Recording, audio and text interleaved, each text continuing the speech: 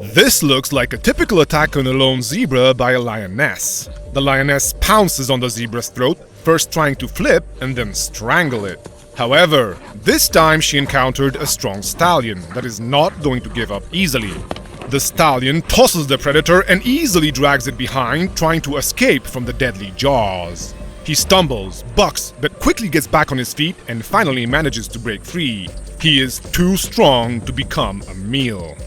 This stallion won the battle for his life, even without using his strongest weapon, the deadly kick.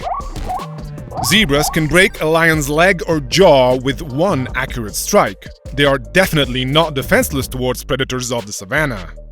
Most attacks on zebras actually end in failure. Zebras often emerge victorious from battles with lions, hyenas, and even crocodiles. How is this possible? That's what we'll talk about in today's episode. Welcome!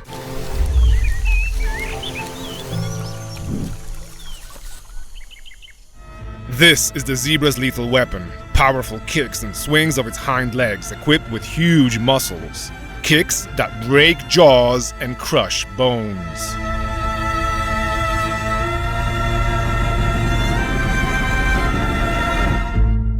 Strong jaws, sharp teeth, and claws are the deadly armaments of predators. How to defend yourself against this arsenal?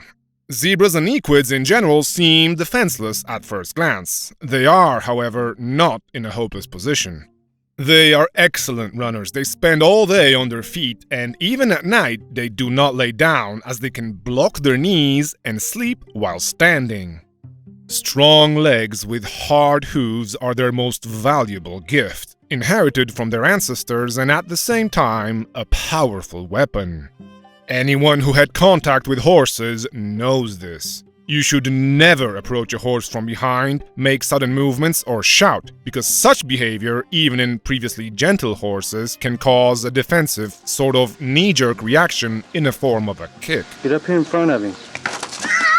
A horse's kick can easily crush a person's bone, and a blow to the head can kill on the spot, and at best cause a concussion.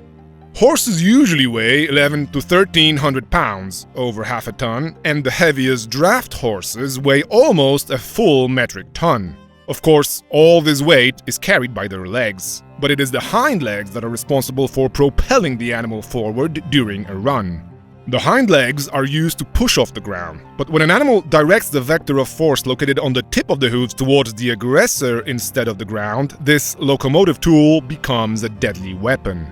Zebras are smaller than domestic horses, but they are much more temperamental, more aggressive, and very difficult to tame.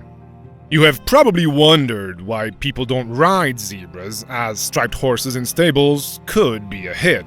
In African colonies in the 19th century, there were multiple attempts to domesticate and use zebras, but it never resulted in the desired outcome.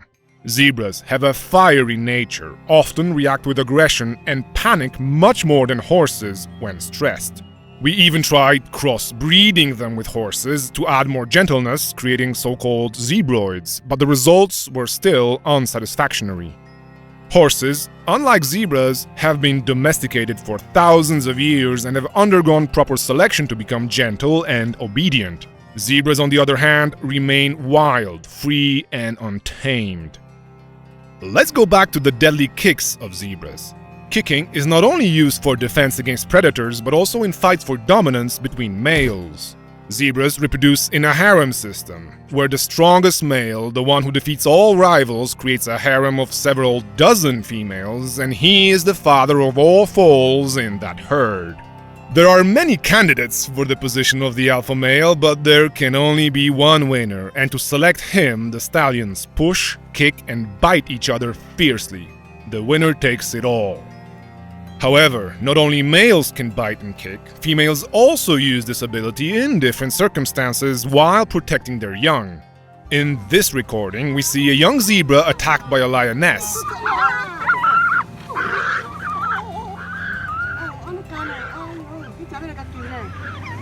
And the mother defends the foal by biting the predator and then kicking it in the jaw, which effectively discourages the lioness.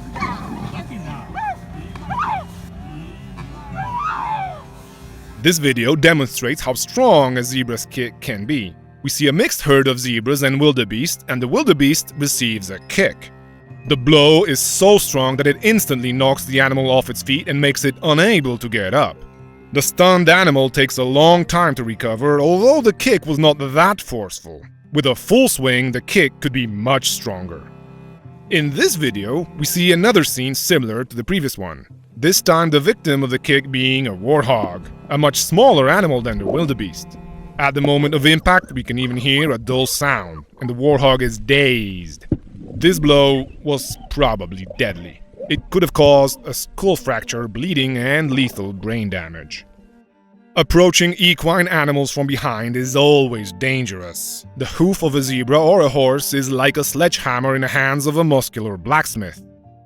This tool looks unremarkable, but it holds tremendous power. The hard-as-rock hoof placed on a long pole moved by strong tendons attached to massive muscles is a mighty weapon. Yes, it's these muscles in the hindquarters of equids moving and supporting their rear legs and therefore the weight of the whole animal that are the strongest in its entire body. They provide all the propulsion, no wonder they can kill. Interestingly, this deadly hoof is actually a transformed nail, just as the human nail is made of keratin. This piece of hardened protein is nothing but a form of a shoe, a tread. It provides protection, cushioning, and weight-bearing for the horse, and it grows throughout its life because it's continuously worn away. When humans use horses, especially when they move on hard surfaces, it is necessary to shoe the hooves so that they do not wear down too quickly. Zebras don't have this problem. On the savannas, their hooves wear exactly as they should, in perfect synchronization. Nature has perfectly matched these processes. However, in captivity, such as in zoos, many hoofed animals have problems with their hooves, depending on the surface, either with their overgrowth or excessive wear. Equids are called odd-toed ungulates, meaning they walk on the middle, third finger, which became the axis of the limb during evolution. If you look closely at a horse's leg, you can see a vestigial second and fourth finger. Contemporary paleontology knows all the intermediate stages of equids, so it can precisely trace the evolution of these animals and the disappearance of all fingers except the middle one, which enlarged and was crowned with an elaborate wide hoof. The evolution of equids is very interesting. All horses come from small, dog-sized forest animals. The ancestors of horses still walked on all fingers. Then, with climate change, when forests were replaced by plains, primitive equids began to feed on grass, leaving the forests and adapting to the life on the plains.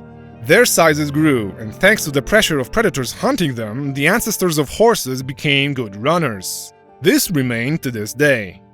Throughout history, humans recognized the power of equids, their inexhaustible strength and locomotive abilities. They tamed and used them for their own purposes. Horses played a crucial role in the development of our civilization. Some researchers argue that, among other things, it was thanks to horses that the Old World civilizations conquered the American civilizations and not the other way around. Certainly, lack of horses would have significantly delayed our development. These animals were used in agriculture, trade, wars, and many other areas. Only the advent of combustion engines made horses obsolete in these areas. In any case, horses have played an extremely important role not only in the history of humanity, but also the whole world. They owe their success to simple yet functional limbs. Limbs that allow them to run quickly, but also to deliver deadly kicks. Simple, isn't it? Even clumsily simple, but how effective. In nature, such solutions often achieve great success. That's all for today. Thank you for your attention.